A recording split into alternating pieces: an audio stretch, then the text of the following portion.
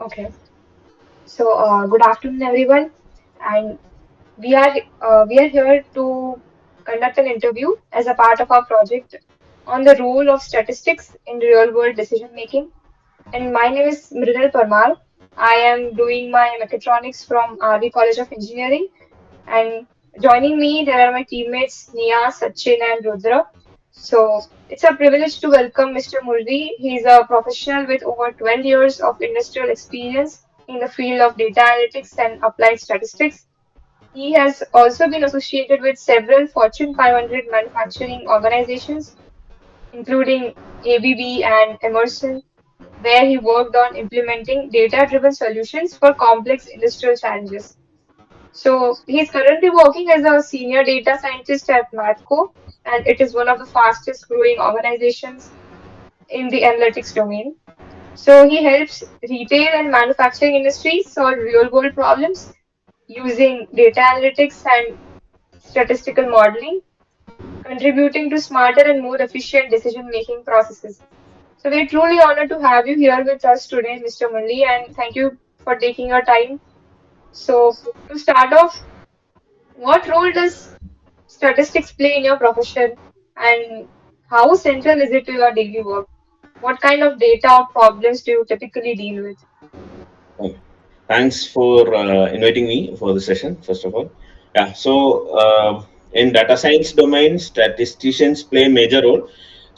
Basically, each and every data for in real world, when we are working in a real world industry, there will be techies who are working in the coding session. But as a statistician or mathematician, he or she play a major role understanding the data, understanding the outliers or what is the ambiguities in the data, or basically the data understanding is very important when we put for a modeling or when we push the data to a modeling and we are expecting some output. So basically the data is the oil, or data is what we need to understand, and we are playing with the data. So as a statistician, he or she plays pivotal role, giving advices or references or the test or what we need to follow for a particular kind of data in the various industries. It depends upon the industries and the domain. So understanding of that is very necessary, and statistician or mathematician need to have a pivotal role or in the team for better understanding for others to develop from that perspective. So basically clarity of the data should be there, which other team members or other professional need to understand, which may not be their domain or then their cup of tea, but the statistician have a pivotal role and convert that into a basic understanding for the techies to work on it basically. Yeah. So, hello sir, my name is Sachin. So, could you share an example where statistical analysis has directly influenced an important decision, maybe in a project or research study you're part of? Yeah, sure. Thanks. So basically, I work for one of the retail industries segmentation part, segmentation of the customer for overall demographic region. I mean, basically global customer. So we need to understand the data, how the data is biased, or how the outliers is there, or what to say, the cleaning of the data. Basically most of the time it's two impact it happens. One is the outliers and the biasing of the data. That is more into suppose some retail industry is more into selling or segmenting of a particular kind of customer. We are getting a data for a particular level of customers, but we need to understand what is the impact, or when it comes to other region. Actually, when it working in a global perspective, the retail industry is looking at a global business. So what impact has been created for those data to another region. Basically, if that is a biased, and if the data is biased for a particular cream of customers or a cream of segment, but what impact should create in the other region. I'll be more specific on that, because if you are focusing on the data which we are getting from a particular region that is biased towards a particular income region, income class, or when we are segmenting for a particular class of people, so that when we are applying the same tools and technology for the different region, that won't work out. So we need to understand the data, how that works for other particular region. The biasing is the main thing, and we need to create some synthetic data, maybe for if your data is not available for a particular other segment or other demographic or other type of revenue, or what is it, demographic, or some kind of input features which we are not don't have. So that we need to create a kind of synthetic data. For that, statistician need to know how what is the what is the kind of data what they are existing, and how can we extrapolate to that other regions, or when mostly in the segmentation part.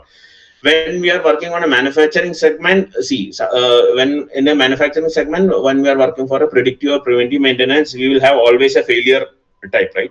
So particular type of failure can happen in the predictive or preventive maintenance, which we analyze or which we do deal with the data. But there can be some outlier or something new can happen on a particular day, or that kind of analysis should work from a statistician point of view, or the mathematician who is working to a lot of testing should work in the background to understand or categorical data how it is coming up. All lot of things has to be driven from the mathematical point of view to analyze the data. So I will come into another example. Math, basically, in the preventive and predictive maintenance, you should not go with one or zero type of data. Basically, that more a time it's a failure data, or only out of 99 out of 100 data can be two failure data. Based on that, we need to analyze and predict the upcoming. The predict the next kind of maintenance, and need to make sure the industry how industry work, and it should not what is it, the production should not be deep. So that we should not. What I want to tell you, people also growing statistician, is like we should not depend upon the data what is coming. We should think out of the box, and what can be other side of what is happening. Don't go with the biased data always. So that is the key. We should always take. Going forward, we should take that as a consideration. And outliers also. Some outlier we should not just ignore the outlier. That can impact basically. Understand? So those kind of things always we should take care, and lot of tests are there that you may be knowing very well. Lot of tests, the statistical test, we need to validate that. Only then we should go ahead on the modeling process. Yes. Thank you so much. My name is Nia, and I am doing robotics. Yeah. When it comes to actually working with data, what software tools do you usually rely on for analysis? Do you have any favorites? Yeah, so basically, in the new, basically there are programming side we use Panda, a lot of libraries. Pythons we use, and R is another. What is the programming language we use, but rarely used nowadays, because most libraries are inbuilt in Python. So that is why, like Pandas, NumPy for matrices, and other what you say for creating the graphs, scikit-learn, and lot of matplotlib, lot of libraries are there. Which inbuilt libraries are there. That is why most of them are using Python. That can be like directly library can be used and give the values. They will give the output. So that is why Pythons are used. Python is a language which we use, though the more explainability is there in statistic, but we need to derive a lot of create libraries. I would say that here it is readily available library. That is why the Python is used. And NumPy, Pandas are more or less stat models are more or less which used in generally the modeling techniques. And each regression, or what you say, the ML programming will have, like, starting with linear regression, lot of tools and techniques are used, like tree type, or what you say, predictive modeling. Lot of tools and techniques are used. You can basically explore that. So basically the Python and lot of libraries, inbuilt libraries are used. NumPy, Python, mathematic libraries are used mostly. And for visualization, lot of similar libraries are used. Okay. So you use Python in like in your Yeah, work? Python as one of the tool to for analytic in a mathematical view, and SQL is one of the data wrangling technique we use. Basically, understanding the data. How the data is, and database operates mostly on SQL. So fetching the data, creating the relevant features, and that is loaded or uploaded to a database. Because the data is like you will receive n number of data points at a seconds, or at a point of time. So we need to know what is the relevant data. That data are stored in a tables structure, mostly in a structured format. So those are stored in a table. So we need to understand which are the primary features which we need from the different tables, merge the tables, and keep it as a separate table what we need to use for this particular problem statement, solving that problem statement. For that process we use a Okay. SQL query to query the base table, the required features from the base table and store it in a different table. Then from that table we use for problem solving the problems. Okay.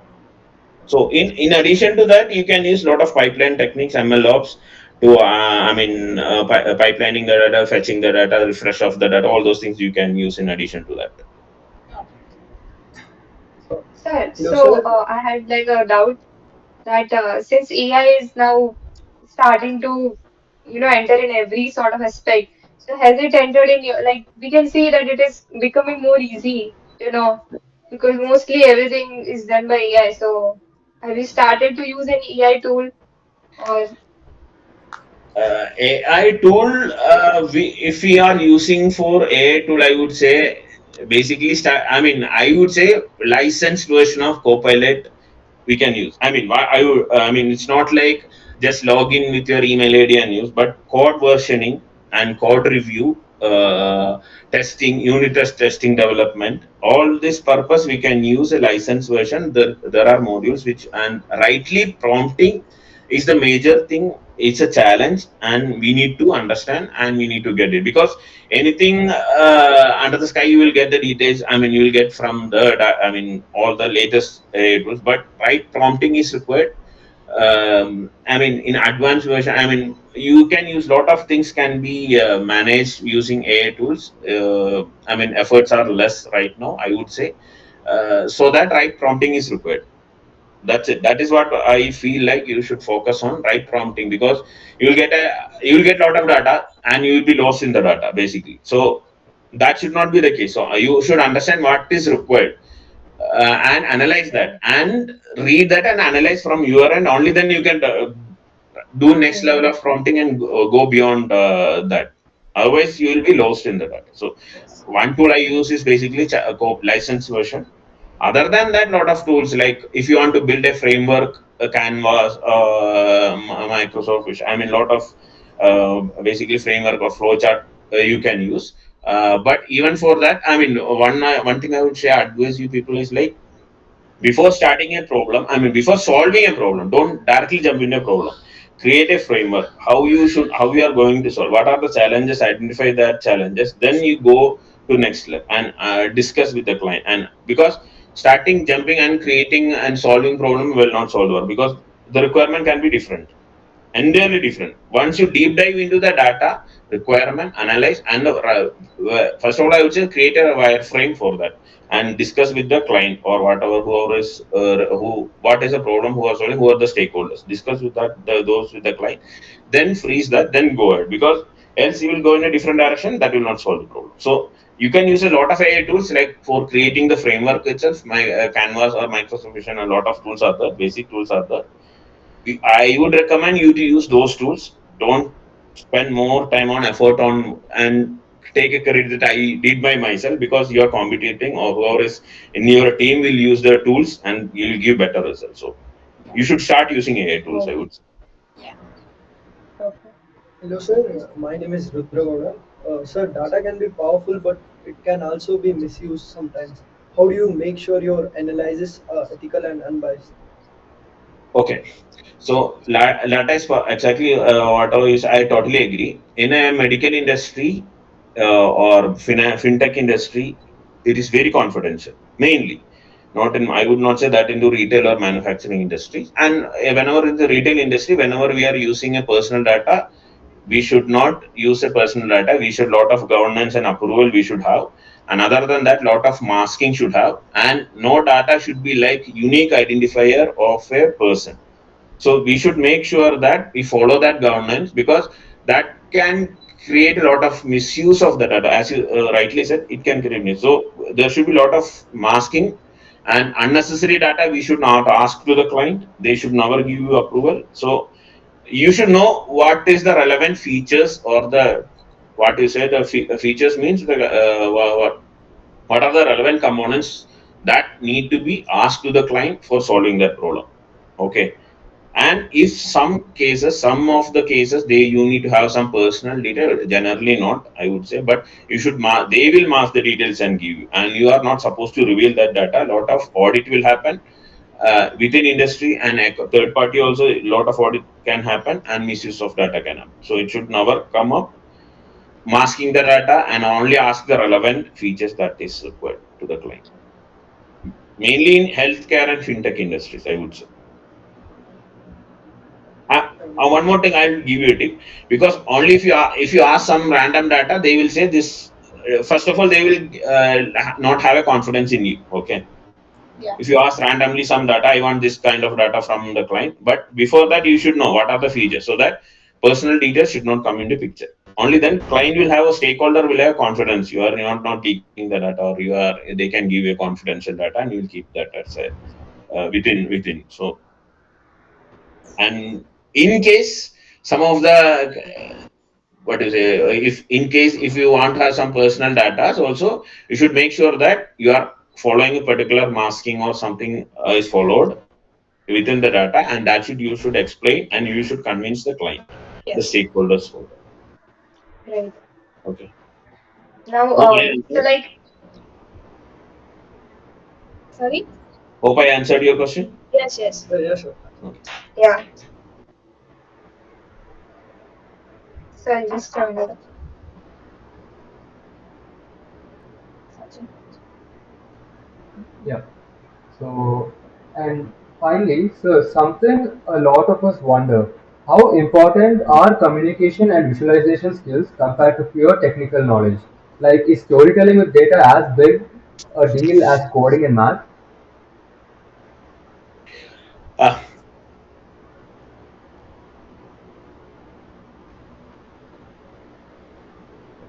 Uh, the major skill what we need to do, but uh, communication skill is most wanted skill, and you should focus on that. Communication skill, it's not like how you talk or whatever, but what is the business problem you are going to solve. Okay, you should understand that business problem. You can ask multiple questions in and around. You should research on that question. If some problems, it can be a one liner. I would say I need to have a recommendation system for a retailer or something like that. Some of the what you say FMCG products or something like that, or so it very simple question. Problem statement will always very simple, one liner, two liner maximum.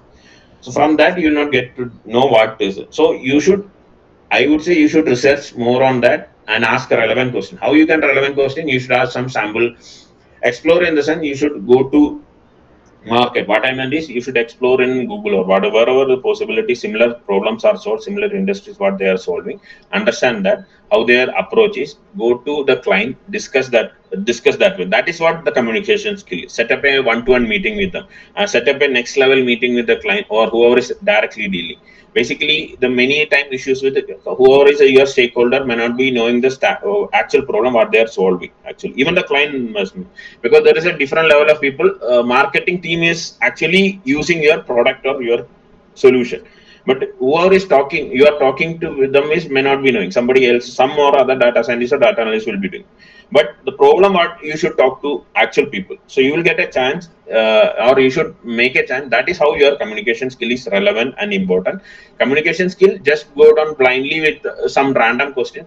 Explore yourself, then understand the problem. Right questions you should ask to the client. That is what is communication actually means. Very much relevant, very much important, and I mean it is not an underrated skill. It is much must wanted skill for everyone.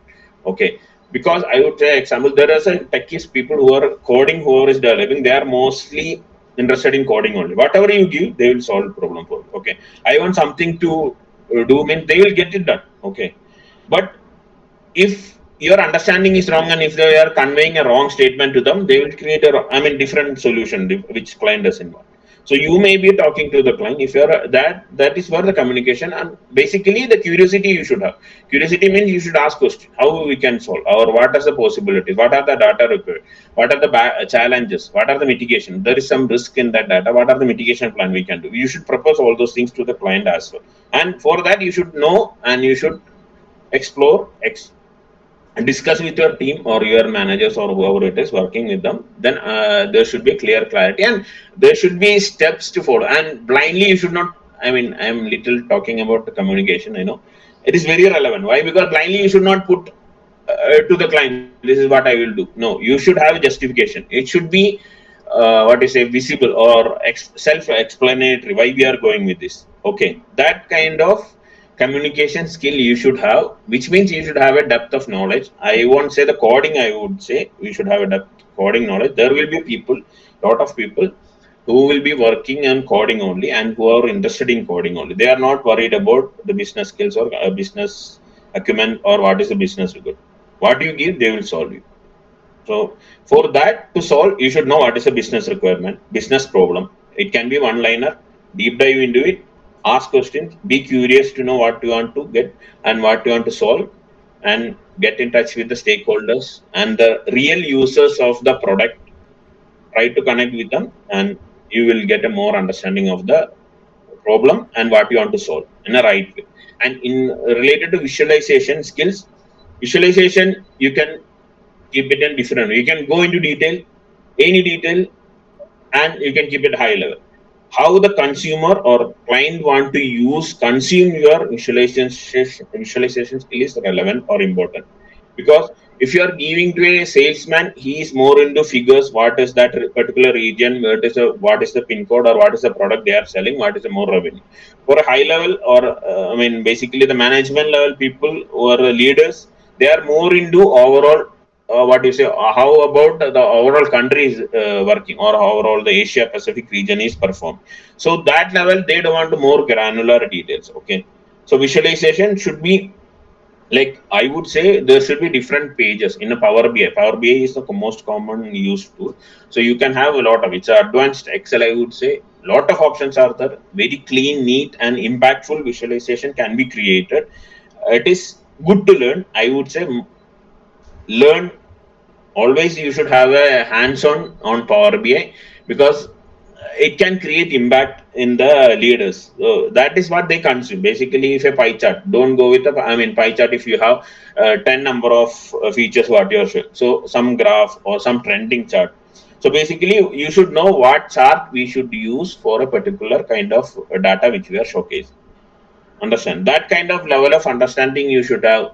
I mean, I would say more gradient color, it's creating a lot of impact. Visualization is also an impactful tool which the leaders will consider. Not only leaders, everyone. So each and everything what you are showcasing on a graph is relevant. It should be meaningful. Okay, I like trend, I mean something like bar graph or pie chart. I mean whatever the donut chart, we should know, you should know if there are only three components, you should, that kind of understanding you should have, which chart where what have to be used. So that is relevant. Visualization is relevant, and understanding who is going to consume, accordingly you should create the visualization. Okay, and data should be there and more filters should be there. I mean filters should be given in the, if you are creating a Power BI. So that is what I call you. Start with a wireframe and discuss, then go ahead. Basically, don't jump into problem and start solving the problem. Understand the problem, create a wireframe, discuss, then go ahead. Yes, yes. So end to end, you should have a clarity. I mean, as a statistician, or Yeah. you are focusing on all that part, I would not say you should have a coding. You should good to know the coding. What are the tools and technique can be used. But in the mathematics side, you should know the testing what we are going to use, and it should be explanatory. It should not be a black box. See, client will not like a thing you are solving in a machine learning problem if you are solving something, giving a result. Okay, the accuracy is 98%. Okay, nobody will go with accuracy of 90%. That itself is a, I mean, for dummy data, it is fine. Real data, 99 accuracy is not at all possible. Okay, so that itself showcase that it is wrong. Okay, if we are going at 900%, you think that something is wrong. Okay, I mean real data, it will not go that to that extent, and everyone want to that extent, but it will not go. But it should be explanatory. Okay, if you are using some tools and techniques, tools in the sense machine learning model, you should understand, and you should explain to the client what are the features used, what is impact of the features, or how weightage is given to each feature. That should come into a picture, and that only then client will you convince and client will trust you. If you are given a black box, this is the result, gone, nobody will trust you, nobody will come back. and they will ask you, but you will not be able to answer. Yeah. Clear? Yes, sir. That Yes. should be the Yes. approach. Okay. Yeah. Mm. So So, communication, So, visualization skills develop from now itself as students. I would say you should have a skill of communication and visualization. Yeah. You should definitely should have those skills actually. Yeah. Mm-hmm. and so some of the skills which we can, if I want to, let's say, go to data science or statistics in the future, then what are some of the skills which, as a student, I should start learning from Uh, the very beginning? in a probability that when you're more into statistic, I mean, probability test, lot of testing should happen, validation should happen with the data, understanding the data. See, some of the probable, if you go with your experience, it will not work every time. Okay, always all the data should be validated, all the tests should happen. I mean, I mean, that is what I mean. Lot of tests are there, that you should understand that test mathematically. You should prove that. Basically, some validation should happen within the data. Okay, set test, and if it categorical data, and I mean, lot of tests. I'm not going deep diving into it, but validation of the data as a statistician you should have. Validation of the data means more many probability theory and more, mathematics what you have learned you should implement in it. Data, because rest coding, always I'm telling you, coding is different. They will pick up some library to give the variables, done, get it. But what is the data you are feeding into it is that is most important, right? Yes. Understanding the data. See, you Yes. should EDA, I would say exploratory data analysis. You might have heard this term, but what is that is basically understanding correlation, how it is correlated. Something it is not correlated. I mean, those kind of approach should come into mind. EDA is basic thing you should do. EDA is basically exploring the data, exploratory data analysis using Python. You can use, or a lot of variables you can add. Dummy data, if data is limited, many cases data will be limited. Synthetic data can be created and feed into the your model. Then understand, or basic existing data you should know, mainly outliers. Outliers, just many a times what happens is, just many cases if a problem solution fail is like outlier, you will have a cap and leave it. You will cap that, and but many cases outlier are impacting the problem. How you are, what you say, replacing with outlier with a relevant median mode, or all the statistical things, how you are replacing that, all these things come into picture. So that you should have an understanding of the data, and the data in the sense retail data will be different from fintech data. So if you are working in the retail data, you should have some domain, little bit of domain expert, domain knowledge, I would say. Randomly you should not think that this is random, it is a price of 2000, will not, somebody will not buy of price of 2000. So that median or averaging will go up, right? If you are Yeah. averaging five of 2000 and many are of 2000, I mean hundreds, and all, averaging will happen, right? So just you should not cap. But people are there who is buying 2000 rupees things also, right?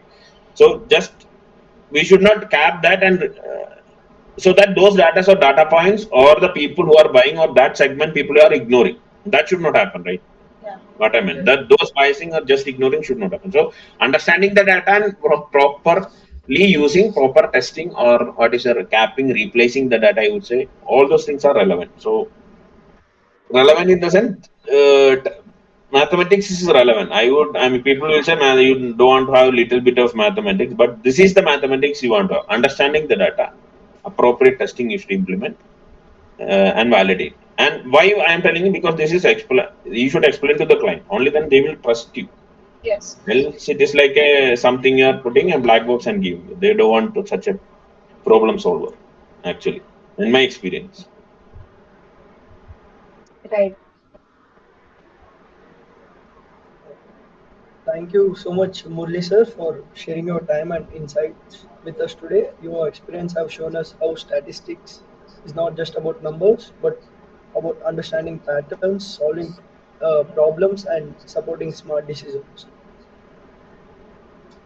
Thank you. Hope it is. I had conveyed relevant information to you. Yes. I mean, from an industrial Yes. experience, I am not properly. I'm not a statistician. So, but what I face, I have shared. I mean, what are the challenges? What I face, and what are the requirement I face. I shared. Hope it is informative. Yes. It was. Yes, sir. yes, sir. Thank you, sir. Thank you. Thank you. All the best. Thank you. Thank you. Yeah. Okay, so from today's discussion, we learned how essential it is to combine technical tools with critical thinking, especially when dealing with complex or imperfect data. Moving on.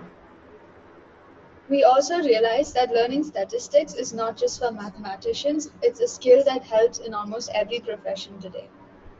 Thank you. Thank you, everyone. Thank you.